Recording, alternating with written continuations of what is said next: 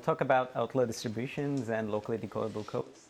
This is joint work with Job Wright from CWI and my advisor Zeldwer from Princeton, who you can see here. Okay, so let me start with the notion of an error-correcting code really quickly. Most of you already know this. So the purpose of error-correcting codes are communication or noisy channel. So instead of sending a message directly over a noisy channel, you first encode it using an encoding C. So here we have a message of k bits. You encode it into a longer string of n bits, and then you send the encoding over the noisy channel. And the noisy channel corrupts some delta fraction of the coordinates. And from this, you want to get the original message back. So there is this decoding algorithm which takes this corrupted code word and gives you back the original message. So these are fairly well understood. But the decoder usually runs in time at least linear in the length of the code word. But let's say I'm interested in only decoding one coordinate of the message. I don't want the entire message. I just want one bit. Let's say the 10th bit of the message. Then can I do it much faster? In fact, can I do it in constant time? If I just want one bit, then can I do it in constant time? Note that in constant time, I don't even have the time to look at the entire input. So this decoder can only look at maybe a constant number of bits of the corrupted code word. So this brings us to the notion of the locally decodable code.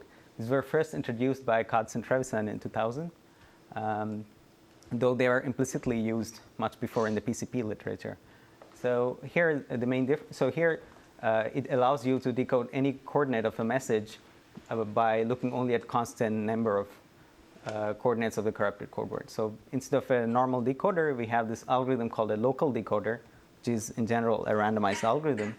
And so it takes as input the coordinate that you want to decode, some index I, the message bit that you want to decode, and it will make some queries, some constant number of queries, R queries, to the corrupted code word, and it will give you the answer, which is the ith bit that you want with high probability. So that's the notion of a locally decodable code.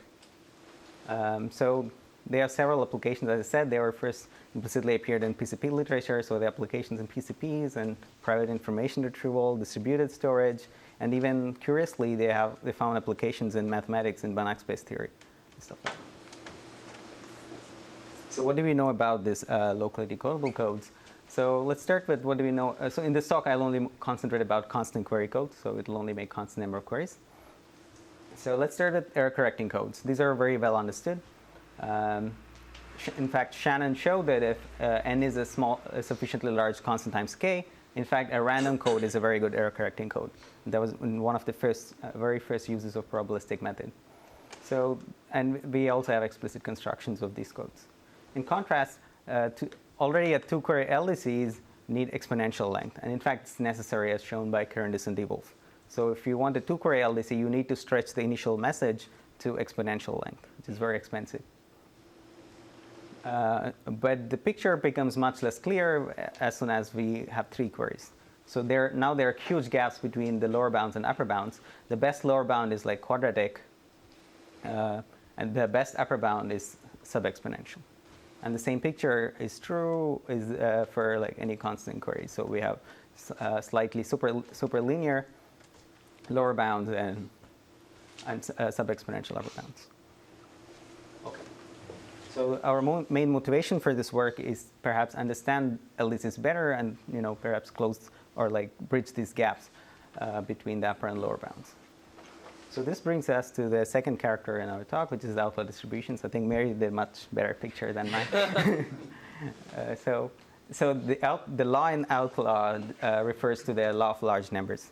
So you all know the law of large numbers. It just means that the empirical means tend towards the true means as you get more and more samples.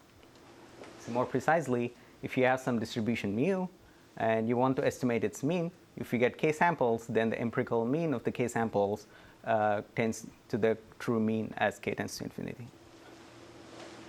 And this is also true for functions. So if you have distribution or functions on the Boolean hypercube, then again the empirical mean converges towards the true mean in L infinity norm. So coordinate-wise, it tends to the true mean. So the L infinity norm is the supremum. Okay. So the main question that we ask is how fast is the convergence? Like how fast does this convergence happen? So that brings us to the definition of the outlaw. An outlaw is something where the convergence is slow. That's it. So we say that mu is a k. So mu is a distribution or functions from the Boolean hypercube to 0, 1. So we say that it's a k epsilon outlaw if you need more than k samples to get epsilon close to the true mean in expectation. So you need more than k samples for the empirical mean to get epsilon close to the true mean in every coordinate. So outlaws are something where it's hard to estimate the true mean. So let's look at a small example. If you look at the uniform distribution or the n dictator functions, so it's just a uniform distribution over x1, x2, and so on, xn. These are the dictator functions. Then I claim that it's 1 minus epsilon n epsilon outlaw. Why is that? If you, let's say you sample these many coordinates, these many times, you get 1 minus epsilon n coordinates at most. So at the input where the sampled coordinates are 0 and the rest of the coordinates are 1, the empirical mean would be 0, whereas the true mean would be epsilon. So the gap is still epsilon. So to get pointwise approximation to the true mean, you need more than 1 minus epsilon n samples. So that's a very simple and very good outlaw. In fact, this is like the best outlaws you can get, because by Chernoff and union bound, you can show that this k cannot be more than a constant times n. Right. So let me state the main result of our paper, which is that equivalence between LDCs and outlaws or smooth functions.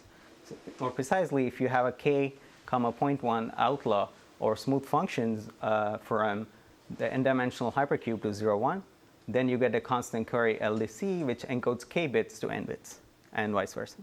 And the converse is also true. So here, the smooth is the smooth function roughly means that a function which changes by at most 1 over n when you flip any input coordinate. So they shouldn't have any influential coordinates. In fact, the definition is slightly stronger, as you can see a star there. I wrote that the actual definition is stronger than this. But let's ignore that for this talk. But intuitively, this is what it means. So you should have smooth functions. So now if you come back to the original example, why does this example doesn't give an LDC? Because these functions are very much not smooth. So the challenge is to construct good outlaws or smooth functions. So this gives us a new approach to constructing LDCs or to prove lower bounds, which we hope would would make it easier to bridge these gaps. And I should also mention that the construction is not explicit in the sense that even if you give me an explicit outlaw distribution, the LDC that I give you is not, I cannot give you an explicit LDC because it uses some randomized, probabilistic method inside. So on the flip side, it might be a good thing because constructing explicit LDCs is something which we have struggled over many years now. So maybe this connection will give you LDCs in a probabilistic way. Maybe it's easier to construct them. So we can use the power of the probabilistic method to construct LDCs. As we already know that random codes are not good LDCs. So constructing codes in a random way is a very bad way to construct LDCs. Okay, so so in the paper, we also give some candidate outlaws, which we think would make good outlaw distributions or smooth functions. So I don't have time to go over all of them. So let me just mention one of them, which comes from point line incidences in finite geometry. So the starting point is the Zemerdi theorem. It says that every dense subset of fp to the n should contain a line. So here we have a set which is dense inside fp to the n, so it has a constant fraction of all points. Then it should contain a line inside. This is a well-known theorem by Zemerdi. So let's make another definition. It says that, let's say a subset of fp to the n is isotropic if it has the following property. Every dense subset of fp to the n has a line in the direction of s. So now we are asking that every dense subset has a line which is direction is in s. Then we say that such a set S is isotropic. So in a sense, this set S is isotropic if it's a good it's approximating the set of all directions with respect to this property, this Zemerdi's theorem. So now the corollary of our main result is the following. If K is the smallest isotropic subset of fp to the n, then there is a p-query LDC which encodes k-bit messages to p to the n bits. So So this is surprising because by showing lower bounds on isotropic subsets, we get upper bounds on LDCs. So it's like some kind of dualized. So our result is like dualizing. It's reducing the problem of constructing LDCs to lower bounds and converse. To get lower bounds on LDCs, you would need to construct some nice objects. So that way, it's a surprising result. So how do we get outlaws from this framework? So the main, I won't have any time for details, but the main idea is the fact that since K is the smallest isotropic set, it means that any set of K minus 1 directions are not isotropic. So it means that any set of K minus 1 directions cannot approximate the set of all directions in this with respect to Zimmer's theorem. So you use this property to get an outlaw distribution. So with the current, so in our paper we also prove some lower bounds on the size of the smallest isotropic sets, and from the lower bounds that we can show, we get Reed-Muller code parameters. But it is possible that by proving better lower bounds, you get better LDCs. So I'll just say 1 minute that we prove we give a much more general example of outlaws, distributions or smooth functions, and the punchline is that non-expansion in Cayley hypergraphs random Cayley hypergraphs give you LDCs. So I won't have any time to say, but it's surprising that you don't want expansion. So usually expanders are useful for constructing nice objects, but here you want non-expansion in some in Cayley hypergraphs which will give you LDCs. Okay, so let me sketch really high level of the proof of the main result. So we want to construct an LDC out of an outlaw from an outlaw or smooth functions. So from the outlaw, using a trick called symmetrization, which is very common in Banach space theory, it's a very simple thing. It's just the name. You get some object called an average case smooth code. So the main difference between this and an LDC is this is a much weaker object. So here you only need to do the following. You can locally decode a random coordinate of a random message with good probability. So in a sense, this is an average case notion of an LDC. So from this objects, you get these average case LDCs, where you can decode random coordinates of random messages with good probability. From this average case notion, we want to construct a true LDC. And for this, we use a deep theorem of Mendel's inversion, and then we get a true LDC where we can decode every coordinate of every message. And the way you go from an LDC to an outlaw distribution is very simple.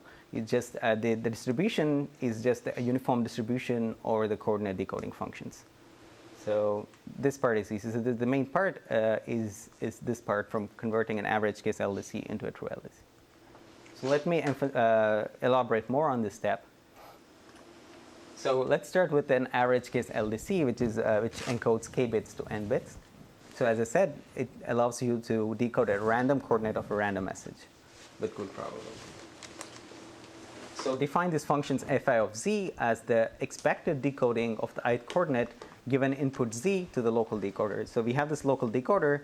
Now fi of z is defined as follows. You give input z to the local decoder, and you ask it to decode the ith coordinate. So then it'll output something, which is guess of the ith coordinate, then take its expected value, that's fi of z. So it's some number between 0 and 1. So now define the set T as the set of all possible decodings of the k bits as z runs over the entire n-dimensional hypercube. So this is some set, which is a k-dimensional set, which lies inside 0, 1 to the k. Here I represented using yellow color set T. So now we have the set T, which is the set of all possible k-bit decodings, expected decodings. And now use the fact that C is an average case LDC to conclude that this set T has large width has as large width in a random direction. So if you pick a random direction and look at its width, it's high. So its width is of the order of square root k. So this is also called Gaussian width. So and then we use a theorem of Mendel's inversion, which says that if you have a set which has high width in an average direction, then it contains a large hypercube inside, or a hypercube-like structure inside it. So it says that if the width is square root k, then T should contain an omega k dimensional hypercube-like structure with side lengths omega 1. So it has another hypercube inside with dimension omega of k. This is a really nice theorem. And from this, it's very easy to get from this structure to extract a true LDC, which encodes omega k bits to n bits.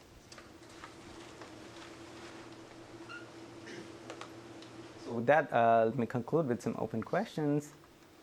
So the main question, of course, is to construct better outlaws or smooth functions. And a concrete question is to improve the lower bounds on isotropic subsets of FP2A. And another interesting question is to extend these techniques to quantum LDCs. So quantum LDCs are like basically LDCs, but now you allow the decoders to be quantum algorithms. So these are weaker objects than LDCs, so perhaps it's easier to construct them. So it's interesting to extend these techniques to these objects. And also we can ask if we can extend these techniques to PIR, which is private information retrieval. So the main difference between private information retrieval and LDC is that it's just PIR is a locally decodable code or really huge alphabet size. So instead of binary codes, we have like very huge alphabet size in PIR. And another interesting question is, the flip side, can we use these equivalences to prove better lower bounds in LDCs? Because maybe these outlaw distributions or smooth functions are easier to analyze than LDCs themselves. So perhaps it might be easier to prove lower bounds. With that, and thank you for your attention.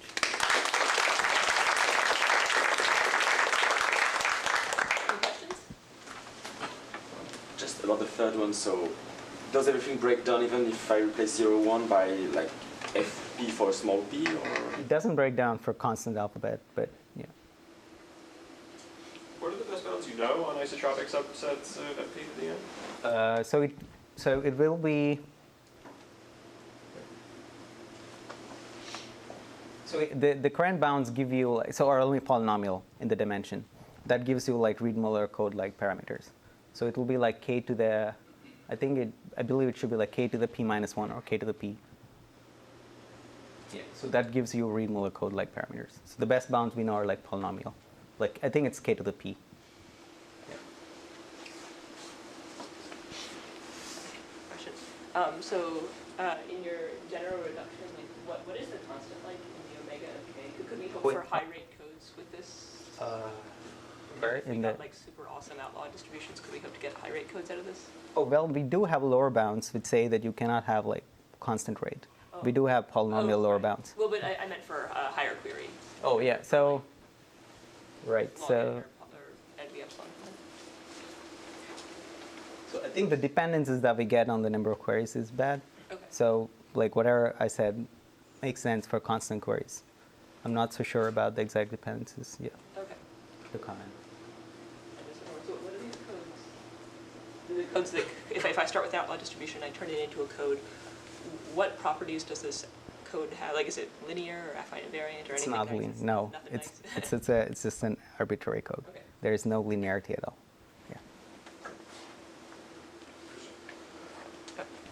Yeah. At the very end in open problems, you mentioned quantum locally decodable. Oh, yeah. What is this? I don't see how you can query from just a few bits in the quantum case. Oh, so now instead of making a constant number of bits, you can query the bits in superposition, and now. Constant number of queries, but to superposition. Yeah. So the decoder is a quantum algorithm, and it is allowed to make queries in superposition. So now you look at quantum queries, how many quantum queries it makes. Thank you very much.